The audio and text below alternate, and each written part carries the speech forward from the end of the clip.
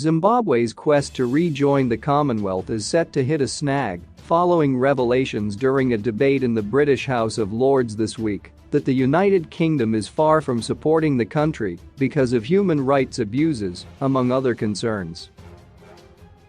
While President Emmerson Mnangagwa says he made giant strides in international re-engagement efforts during the climate change summit in Glasgow, Scotland, at the beginning of the month, the UK remains concerned with the lack of reform 4 years after a military coup which toppled former President Robert Mugabe.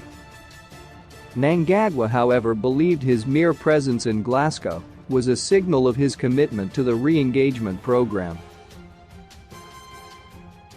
In an opinion piece published by Al Jazeera Media Network on 14 November, Mnangagwa wrote, "We are applying to rejoin the Commonwealth of Nations, and I hope my presence at COP26 is yet another sign of Zimbabwe's re-engagement efforts." Zimbabwe left the Commonwealth in 2003 after relations with Britain got frosty following Zimbabwe's chaotic and violent land reform program. However, Lord Purvis of Tweed said despite the Zimbabwean media promoting the meeting that took place between Mnangagwa and the British Africa Minister, conditions of rejoining the Commonwealth should be made clear. Zimbabwean press promoted the fact that President Mnangagwa met our Prime Minister and the Secretary-General of the Commonwealth in Glasgow at COP26. As the minister is also the minister for the Commonwealth, can he say whether we are making clear that, while we want the Commonwealth to be inclusive and open to Zimbabwe being a member, the conditions of a free and fair political system and the restoration of the 2013 Constitution and the rule of law are essential criteria for membership and rejoining the Commonwealth?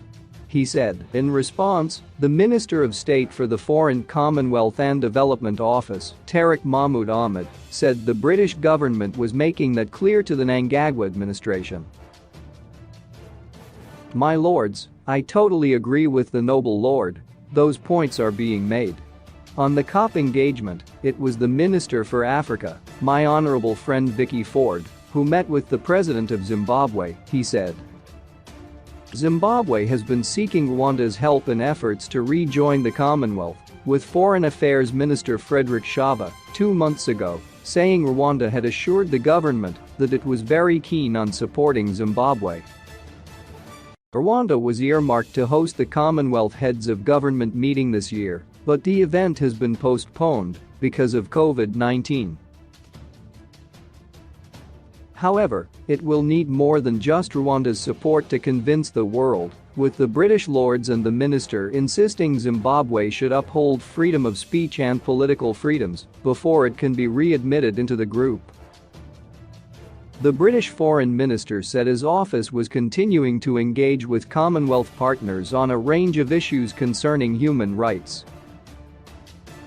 On the specific question of Zimbabwe rejoining the Commonwealth, we are clear that we would only support readmission to the Commonwealth if Zimbabwe met the admission requirements. We continue to articulate that in relation to fundamental human rights to our Commonwealth partners as well, he said. Lord St. John of Bletsoe went further to query the Zimbabwe cabinet's intentions in signing off the Patriot Bill at a time the country is seeking readmission into the Commonwealth.